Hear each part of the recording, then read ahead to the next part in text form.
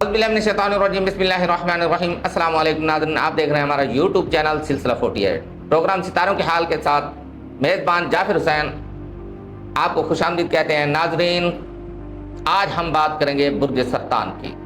बुर्ज सरतान से ताल्लुक़ रखने वाले लोगों का ये हफ्ता कैसा गुजरेगा उस बारे में आपको बताने जा रहे हैं। नाज़रीन, हफ्ता 9 जून था 15 जून 2025 तक का है।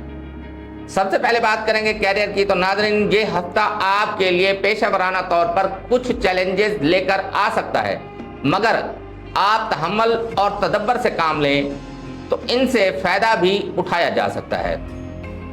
काम की जगह पर आपको किसी मुश्किल या दबाव का सामना हो सकता है, ख़ास तौर पर अगर आप नए प्रोजेक्ट्स पर काम कर रहे हैं या नई जिम्मेदारियां मिली हैं। टीम वर्क की अहमियत बढ़ जाएगी, लिहाजा दूसरों पर इन्हिसार करने की बजाय अपने हिस्से का काम ईमानदारी से मुकम्मल करें।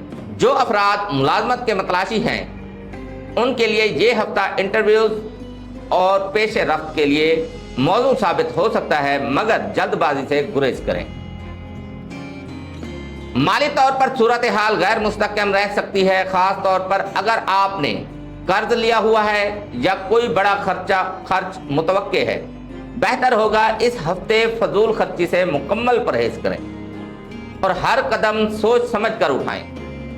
नाज़रीन, जज्बात और एहसासात के बारे में बात करें तो जज्बाती तौर पर यह हफ्ता कदरे नाजुक हो सकता है।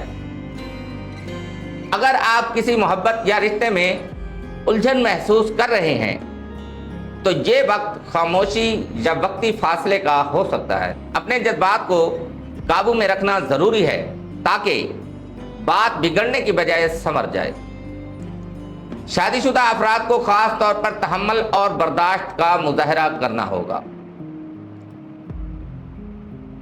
छोटी बातें गलतफहमी की सूरत अख्तियार कर सकती हैं, इसलिए करते वक्त अल्फाज का चुनाव सोच समझ कर करें। अगर आप किसी से नाराज हैं या दिल में शिकवे हैं तो उन्हें सुलझाने के लिए मुनासिब वक्त का इंतजार करें। खानदानी मामलात में भी संजीदगी और फहम व फरासत की ज़रूरत है, ख़ास तौर पर अगर वालिदैन या बड़ों के साथ कोई मामला ज़ेरे बहस हो। नाज़रीन, जो अफराद तन्हाई महसूस कर रहे हैं उन्हें मशवरा दिया जाता है कि इबादत, रूहानी मशकों या पुरानी पसंदीदा सरगर्मियों की तरफ रुजू करें ताकि ज़हनी सुकून मुयस्सर आ सके।